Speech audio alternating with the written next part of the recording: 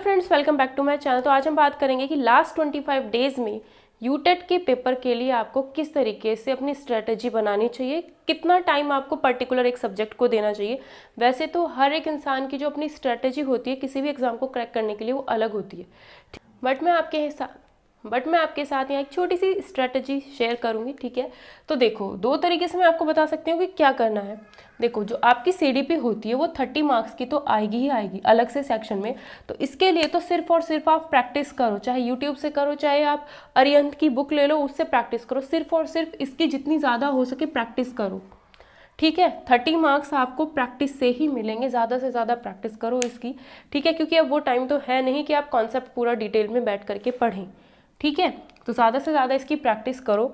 Eight the time of exam practice ही काम आएगी। ठीक है, दूसरी बात, अगर आप मैथ्स के लिए बता दूं, पहले मैथ्स के लिए जितनी वीडियोस मैंने प्रीवियस ईयर की डाली है उन्हें देख लो, काफ़ी हेल्प मिलेगी उससे। और अपना हो सके तो दो बातें बताऊंगी कि 5, जैसे हमारे पास 25 डेज हैं तो फिक्स करो कि भाई 5 डेज मुझे ये सब्जेक्ट पढ़ना है, क्योंकि मेरे पास 5 ही सब्जेक्ट हैं। हिंदी ज़्यादा पढ़ने की ज़रूरत नहीं पड़ेगी। वीडियोस से यानी यूट्यूब से क्या करो, आप जो ग्रामर है, जो व्याकरण है, उसके रूल्स देख लो। ठीक है, क्या क्या उसमें होता है, किस किस तरीके से किया जाता है, तो थोड़ा सा व्याकरण देख लो, रूल्स देख लो ग्रामर के। ठीक है, रीडिंग हल्की फुल्की, अगर आपके पास कोई भी बुक है तो उससे अगर आप व्याकरण में जैसे विलोम शब्द हो गए, पर्यायवाची शब्द हो गए, ऐसी ऐसी छोटी छोटी चीज़ें पढ़ोगे ना सिर्फ रीडिंग से, तो उससे काफ़ी हेल्प मिल जाती है। ठीक है, तो हिंदी में इतना कर लो। बाकी इसके जो पैसेज वगैरह आते हैं उसकी थोड़ी सी प्रैक्टिस कर लो, 2-4 पैसेज सॉल्व करके देख लो, क्योंकि हिंदी के पैसेज ऑलमोस्ट हो जाते हैं सॉल्व। ठीक है, पेडागॉजी इसकी प्रैक्टिस करो। ठीक है, इसकी पेडागॉजी को अलग से प्रैक्टिस करो। दूसरी बात, मैथ्स के लिए मैंने आपको ऑलरेडी वीडियोस काफ़ी प्रोवाइड की हैं। ठीक है, कुछ और जो अलग अलग टॉपिक्स हैं वो ऑलरेडी आपको चैनल पर मिलते रहेंगे। और दूसरी बात ये है कि देखो, दूसरी बात ये है कि 6 से लेकर के 6 to 8 तक की जो भी एनसीईआरटी है मैथ की, बहुत अच्छे से एक बार रिवाइज ज़रूर करो। 6 से लेकर के 8 तक की एनसीईआरटी एक बार रिवाइज करो, और उसके बाद क्या करना, मैथ्स में प्रीवियस ईयर क्वेश्चन ज़रूर कर लेना। ठीक है, प्रीवियस ईयर क्वेश्चन ज़रूर कर लेना। उससे क्या होगा, जब आप इतना काम कर लोगे, प्रीवियस ईयर क्वेश्चन करने शुरू करोगे, तो कुछ क्वेश्चन ऐसे आएंगे आपके सामने जो आपसे नहीं होंगे, और वो सारे क्वेश्चन आपको वीडियोस में ऑलरेडी मिले हुए हैं। सॉल्यूशन तो मैंने करा ही रखे हैं लास्ट ईयर के 2 पेपर्स के। ठीक है, तो जो जो क्वेश्चन आपसे नहीं होंगे, इससे एक बेस बनेगा। जो जो क्वेश्चन आपसे नहीं होंगे उनको एक सेपरेट पेपर पे लिख लेना, और फिर उनको देखना कि वो किस तरीके से आपको करने हैं। ठीक है, उससे क्या होगा, अगर एक टाइप का क्वेश्चन आपको समझ में आ गया, एग्जाम में वैसा क्वेश्चन मिल गया, तो आप आराम से कर पाओगे। तो मैथ्स का तो आसान है, पेडागॉजी की थोड़ी बहुत प्रैक्टिस इसकी कर लेना। ठीक है, वैसे भी 6-7 नंबर की आती है पेडागॉजी, अगर थोड़ा सा दिमाग आपने इसमें लगाया होगा। ठीक है, थोड़ा सा दिमाग अगर इसमें लगाया होगा तो 6-7 में से 4-5 नंबर की पेडागॉजी हो जाती है, उसमें कोई दिक्कत नहीं आती। और एनसीईआरटी पढ़ने की हेल्प से ही उसमें से कई क्वेश्चन आपके हो जाते हैं ऑलरेडी। ठीक है, दूसरी चीज़ है साइंस के लिए, अगर आप साइंस की तैयारी कर रहे हो तो 6 to 8 तक की एनसीईआरटी आपकी पढ़ी हुई होनी चाहिए। उसका एक बार रिविजन कर लो, जो भी आपने नोट्स बना रखे हो एक बार रिविजन करो 6 to 8 तक की एनसीईआरटी का। दूसरी बात, 9th और 10th की जो एनसीईआरटी है, ठीक है, पहले 6 to 8 तक की एनसीईआरटी कर लेना बहुत अच्छे से, प्रीवियस ईयर क्वेश्चन लगाना। उसके बाद में प्रीवियस ईयर क्वेश्चन लगाने के बाद कुछ क्वेश्चन ऐसे होंगे जो आपसे नहीं होंगे। ठीक है, कुछ क्वेश्चन ऐसे होंगे जो आपसे नहीं होंगे, फिर वो देखना वो क्वेश्चन कौन से टॉपिक से आया हुआ है। वैसे मैं इस पर सेपरेट वीडियो बना दूंगी अलग से, फिर देखना कौन से टॉपिक हैं जो आपको यहाँ से कवर नहीं हो पा रहे, उस टॉपिक को इसमें से अगर वो है 9th और 10th क्लास में से अगर वो है तो उनको वहाँ से फिर कवर करना। ठीक है, क्योंकि इसको पूरा नहीं पढ़ना है, इसमें से मेन टॉपिक्स ही हमें पढ़ने हैं। ठीक है, हिंदी का सिर्फ व्याकरण देखो, चाहे यूट्यूब से देखो, चाहे आप किसी बुक से कर सकते हो तो बहुत अच्छी बात है। प्रीवियस ईयर क्वेश्चन करो, थोड़ी बहुत पेडागॉजी कर लो अपने आप।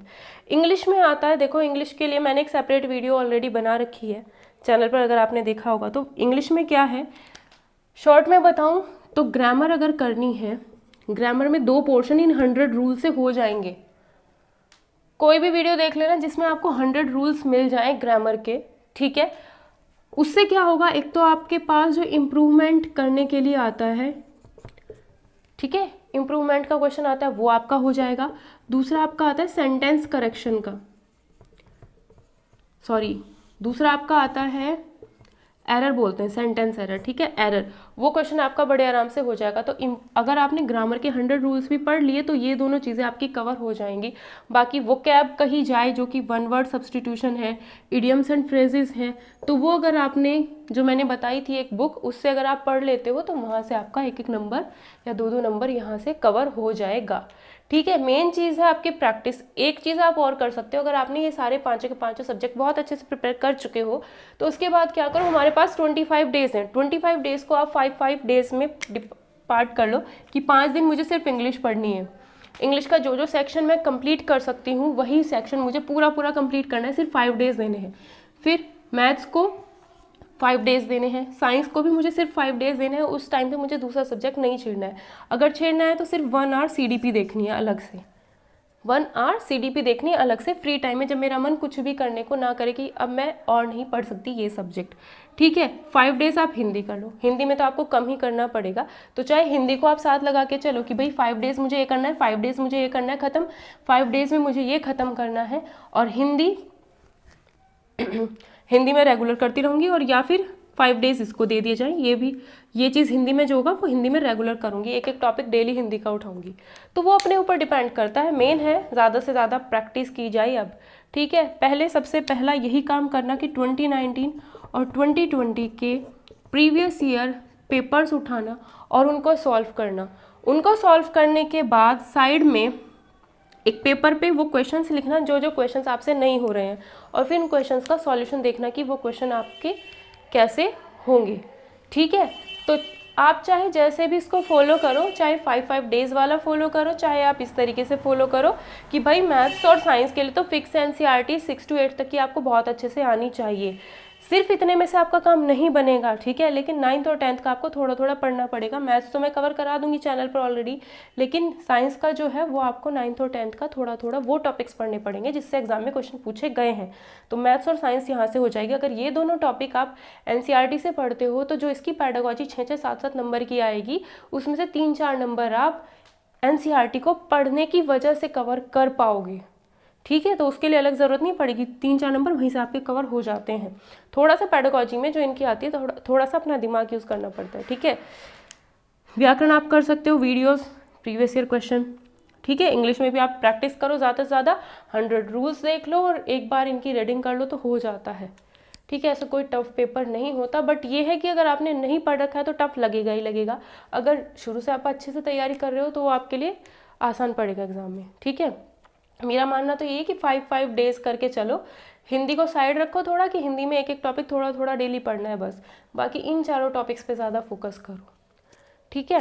तो अगर आपको वीडियो पसंद आती है तो प्लीज़ वीडियो को लाइक कर देना और कमेंट करके भी ज़रूर बताना। अगर आपका कोई भी डाउट होता है इस एग्ज़ाम से रिलेटेड, जैसे मैथ्स में आपको कोई क्वेश्चन नहीं आता है कि मैम ये वाला क्वेश्चन कैसे सॉल्व करना है, ये मेरे पास प्रीवियस ईयर अलग से मिला, तो वो आप नीचे ग्रुप है, व्हाट्सएप ग्रुप, वहाँ पर आप पूछ सकते हो, ठीक है। ग्रुप का लिंक मैं डिस्क्रिप्शन बॉक्स में डाल दूँगी, तो उस पर आप मैसेज करके पूछ सकते हो, वहाँ पर आपको सॉल्यूशन ज़रूर दिया जाएगा क्वेश्चन का, ठीक है। वीडियो पसंद आती है तो प्लीज़ लाइक, शेयर और कमेंट ज़रूर करना।